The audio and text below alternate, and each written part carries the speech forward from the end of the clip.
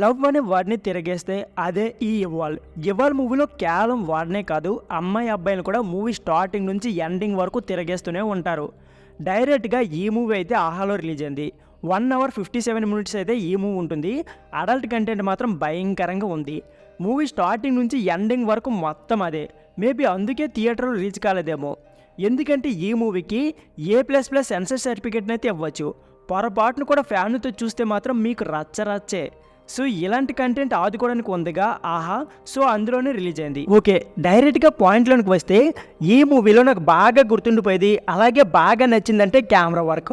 And first హాఫ్లో heroine gun తీసుకుని shoot చేసే సీన్, పర్ఫార్మెన్స్ అండ్ డబ్బింగ్ తప్ప ఈ సినిమా ఒక 30 minutesలో అయిపోయే స్టోరీని బోల్డ్ సీన్స్ వేసి సాగదీశారు.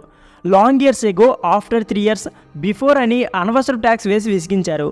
అంతేకాకుండా అవసరం లేకున్నా సరే అడల్ట్ సీన్స్ అయితే ఉంటాయి. మెయిన్గా ఈ మూవీ స్టోరీ కంటే అడల్ట్ సీన్స్కి ఎక్కువ ప్రిఫరెన్స్ ఇచ్చారు అనిపిస్తుంది. సినిమా మొత్తం చూపించడమే పనిగా పెట్టుకున్నారు. పొరపాటున ఫ్యామిలీ ముందు మూవీని స్టార్ట్ చేశారంటే చచ్చారే. అసలు ఇలాంటి సినిమా తీస్తే ఎవడకు ఉపయోగం అనే ఫీల్ అయితే వస్తుంది. ఇంత మంచి టాలెంటెడ్ యాక్టర్స్ పెట్టుకుని మంచి స్టోరీతో మంచి మూవీ తీసుంటే బాగుండేది అని నా ఫీలింగ్. అసలు స్టోరీ ఏంటంటే, ఇద్దరు భార్యాభర్తలతో మొదలవుతుంది. అప్పుడు హస్బెండ్ తన వైఫ్కి ఒక నిజం చెప్తాడు. అదేంటంటే అతనికి ఇంకొక అమ్మాయితో ఎఫైర్ ఉంది, సో విడాకులు కావాలి అని అంటాడు. అదే వైఫ్కి కూడా ఇంకొక అఫైర్స్ ఉంటాయి, అవి కూడా హీరో వాళ్ళ ఫ్రెండ్స్. అయితే ఆ అఫైర్స్ ఎలా ఫామ్ అయ్యాయి అని చూపించడానికి ఫ్లాష్ బ్యాక్. ఆ ఫ్లాష్ బ్యాక్ అయ్యాక ఒక ఆన్సర్ కోసం వెయిట్ చేసేలా స్టార్టింగ్లో ఒక షూటింగ్ సిచ్యువేషన్, లాస్ట్లో కూడా అమ్మాయి ప్రేమించుకోవడం, వాళ్ళది నిజమైన ప్రేమను చూపించారు అని అర్థమైంది.